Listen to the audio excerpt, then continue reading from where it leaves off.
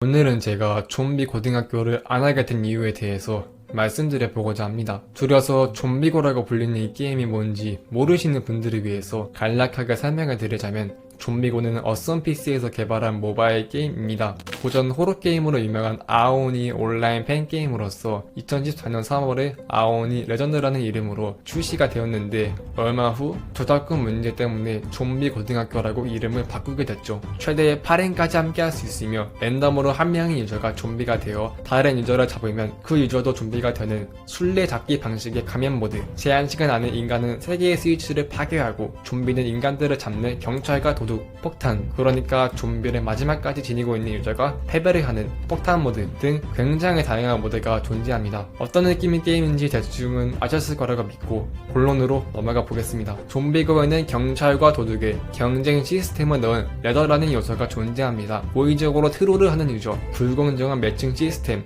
렉 등 굉장히 많은 이유로 다수의 유저들에게 불만을 야기했는데요. 솔직히 저는 레더를 안 했기 때문에 레더의 고질적인 문제들에 대해서 자세히 알지도 못하고 불만도 비교적 적은 편이었습니다. 고로 레더의 문제점에 대해 궁금하시다면 제 영상보다는 이에 대해 잘 정리해주신 비니님의 영상을 보시는 걸 추천드립니다. 좌우지간 레더가 아닌 부분에도 적용이 됐던 문제점들을 말씀드리자면, 우선 렉이 굉장히 심각합니다. 어지간하게 렉이 심해서 렉비고라는 별명까지 붙었죠. 인간과 좀비가 한 칸 이상 떨어져 있는 상태에서 겹치지 않았음에도 잡혀버린 현상인 칸잡, 좀비가 화살을 맞았음에도 관통이 되지 않는 활머, 자신만 빼고 모든 게 순간적으로 멈춰버리는 정렉, 코너를 돌 때 발생하는 렉인 코너렉, 화살을 쏘지 않았음에도 좀비가 관통돼버리는 무통 등 렉이 종류부터 무지하게 많습니다. 2016년 11월 16일 좀비고 공식 카페에 칸잡을 해결했다는 글이 올라왔는데, 그 내용을 보면 최적화와 연구를 진행한 결과 수십 분의 테스트 중 단 한 번의 칸잡도 발생하지 않았다고 합니다. 또한 12월 30일에는 코너렉,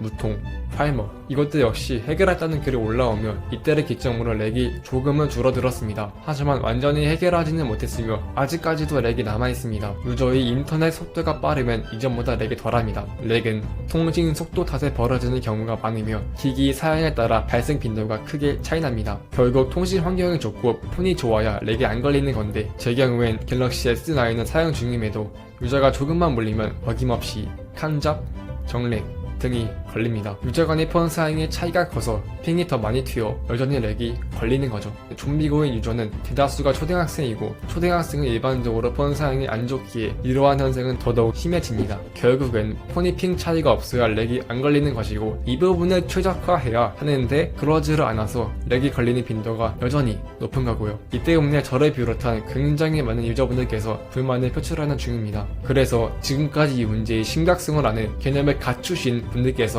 어썸피스 측에 수없이 많은 문의를 보내왔지만 그때마다 무시를 당할 뿐이었습니다. 피드백을 받고 소통의 길을 열기는커녕 퀄리티가 낮은 스킨만 주구장창 출시하여 현질 유도의 길을 열고 계십니다. 또한 배터리가 굉장히 빠르게 답니다. 물론 배터리 소모와 과열 발생은 수많은 게임의 고질적인 문제이지만 좀비고는 그 정도가 유난히 심합니다. 단순한 도트 그래픽의 2D 게임에도 불구하고 충전하면서 게임을 하면 오히려 배터리가 닳고 완충을 하고 게임을 해도 1시간 만에 전원이 꺼져버리는 기적을 보실 수가 있습니다.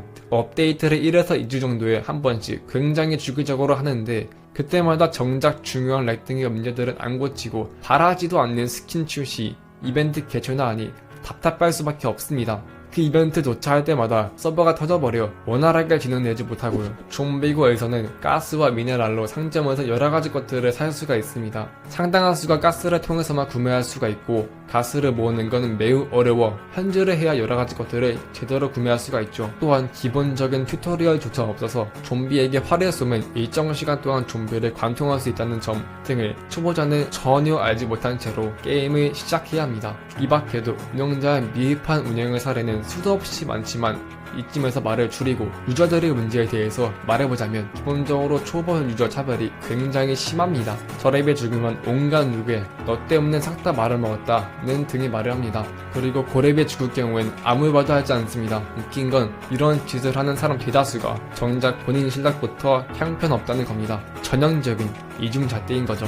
저렴 유저가 많은 곳일수록 메딕이 자기 혼자 돌진하다가 죽었는데 되려 왜 자기를 안 지켜주냐며 욕을 한다던가 중퇴, 잠수를 비롯한 각종 비매너 행위가 빈번하게 발생하기 쉽습니다. 이에 따라 저렴 유저들에 대한 인식은 더 나빠지고 레벨 차별은 더 심해지는 악순환이 반복되고요. 고수들이 부계정을 이용하여 초보 채널에 들어가 이제 막 시작한 유저들을 학살해서 안 그래도 사람이 적은 초보 채널은 사람이 더욱 줄었습니다. 그래서 초보들은 일반 채널에 갈 수밖에 없고 기본적인 튜토리얼조차 없어 좀비고라는 게임을 어떻게 하는 건지조차 모른 채 원래 있던 유저들과 섞여 게임을 할 수밖에 없게 됩니다. 고수들에게 캐리받고 싶은 초보가 티어방, 고래방, 엠블방 등에 들어가서 자신이 부계정이라며 구라를 쳐 같이 하려는 수작을 많이 부려서 고수들은 초보들을 더 안 좋은 시선으로 바라보고 진짜로 부계정을 쓰는 고수들이 사기를 몰려 강퇴를 당하는 일이 벌어지기도 합니다. 이 때문에 초보 차별은 더더욱 심화되고요.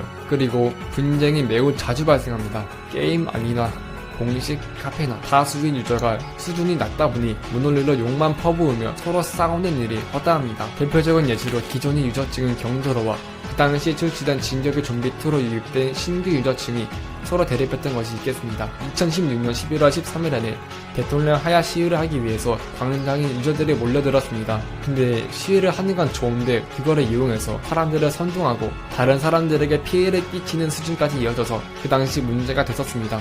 이렇듯 별의별 희한한 일들이 일어났습니다. 또한 게임에서나 카페에서나 신목질이 매우 심합니다. 게임 내에서 조금 유명한 사람이라도 뛰면 어떻게든 아는 척을 해보려고 확성기, 광장 등 각지에 땡땡님 떴다 같은 말이 무서운 속도로 도배됩니다. 이 때문에 게임을 그저 즐기고 있던 애꿎은 다른 유저들만 피해를 보기 십상이죠. 카페에서는 소수의 유명한 유저들은 뻘글을 써도 사람들이 우르르 몰려들어서 친한 척을 합니다. 이 때문에 다른 사람들은 제대로 된 글을 백날 올려도 묻혀버리는 일이 허다하고요. 좀비고는 커플이라는 시스템이 있고 커플을 가졌을 경우에 커플 1주년 때 무제한 스킨을 얻을 수 있다는 등 약간의 혜택을 누릴 수가 있습니다. 커플이 되기 위해선 가스 99개를 소비하여 커플링을 사야 하는데 이걸 자신이 가스를 소비하기는 싫고 커플을 하고 싶은 사람들이 링에는 땡땡세 남, 여, 구함 같은 식으로 확성기 등의 국어를 하기도 합니다. 그리고 스토리모드 공개방에서 저희 직업 한 번만 더 깨면 엠블럼 딸 수 있는데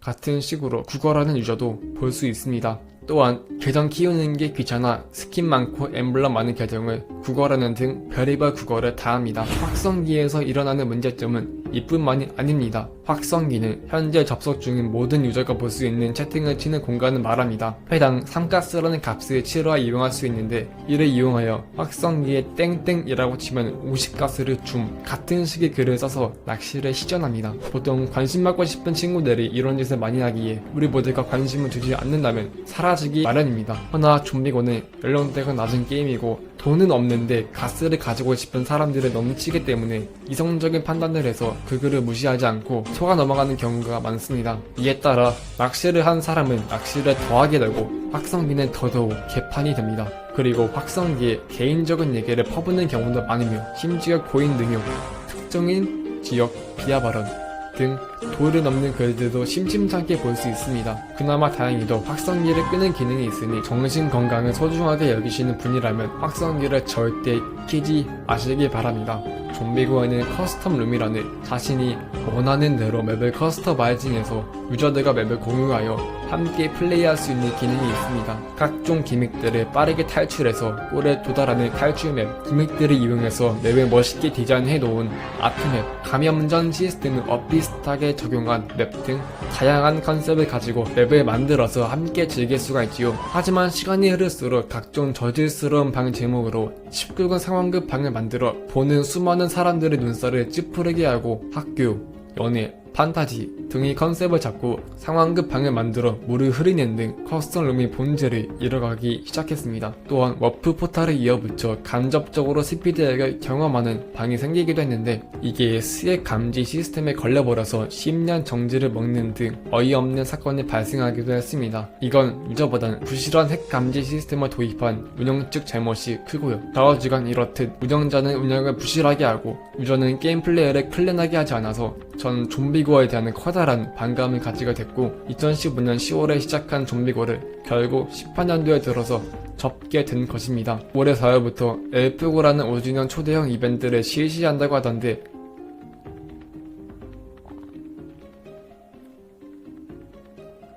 이런 거를 할 시간에 맥부터 고쳐주셨으면 한다는 생각이 우선적으로 듭니다. 있던 정 없던 정까지 다 떨어져 버려서 결국 접어버린 게임이지만 그럼에도 불구하고 전 이 좀비고가 번창하기를 바랍니다. 그리고 그러기 위해선 운영자분들께서 운영에 좀 더 힘을 써주셔야 한다고 생각합니다. 저 역시 게임을 운영한다는 게 얼마나 힘든 일인지 운영자분들께서 현재도 고생을 하고 계신다는 거 잘 알고 있습니다.